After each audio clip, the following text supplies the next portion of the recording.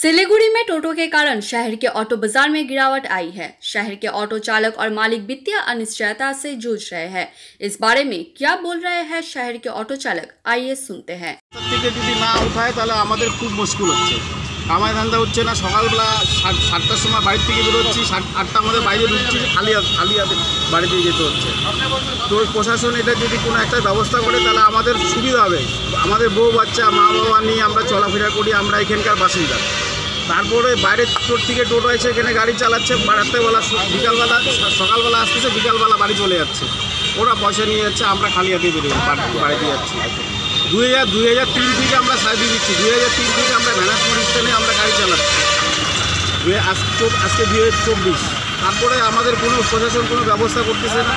এখন আমরা সবাইকে ডেপুটেশন দেওয়া হয়েছে, দেওয়ার পরে দেখি 18 তারিখ অবধি সময় দেওয়া হয়েছে। যদি 18 তারিখের মধ্যে কোনো সিদ্ধান্ত না দেয় তাহলে আমরা গাড়ি বন্ধ করে দেবো, গাড়ি বন্ধ করে রাস্তায় বসবো, ধর্ণা দেবো।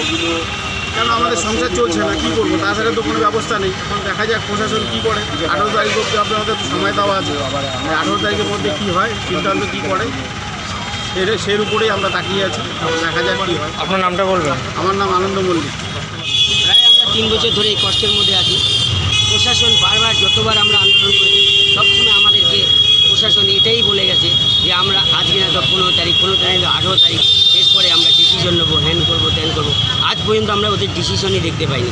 আদৌ এই প্রশাসন কি মুখ দিয়ে বলে নাকি আমি চিন্তা করে পাই না। ওদের কথার কোনো দাম নেই, এত বড় বড় নেতা। তো আমার কথা হচ্ছে প্রশাসনকেও বলা হচ্ছে, নেতাদেরকেও বলা হচ্ছে আমাদের জন্য অনুগ্রহ করে আপনাদের জন্য আমরা বলা হচ্ছে বারবার যে আমাদের অবিলম্বে আমাদের জন্য কোনো একটা ব্যবস্থা করেন। আমরা আপনাদের উপরেই তাকিয়ে আছি, আপনাদের উপরে আছি। যেহেতু আমরা লোকাল এখানে কর্মবিরত, আমরা এটার উপরে আমাদের সংসার চলে, প্রতিটা পরিবার চলে, বাচ্চাদের লেখাপড়া চলে।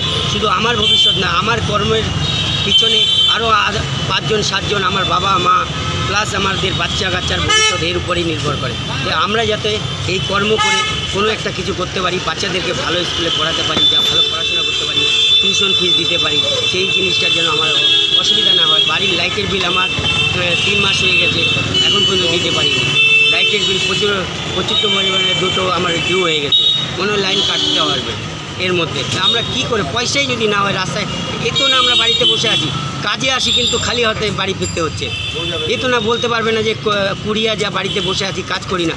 কাজে আসি, আমরা বিফল হয়ে বাড়ি যাই। আমরা তার মধ্যেও আমরা বলতেছি আমাদের জন্য ঠিক আছে, সরকার যেটা নির্ণয় নেবে সেটা ঠিকই আছে, কিন্তু আমাদের জন্য তো একটু দেখা দরকার। টোটোর এত টোটো হয়ে গেছে যে রাস্তা দিয়ে তো মানুষ পায়ে হাঁটতে পারে না, আমরা গাড়ি কোথা থেকে চালাবো? তার মধ্যে ওই টোটোগুলো চলার ফলে আমাদের গাড়িতে প্যাসেঞ্জার বসে না।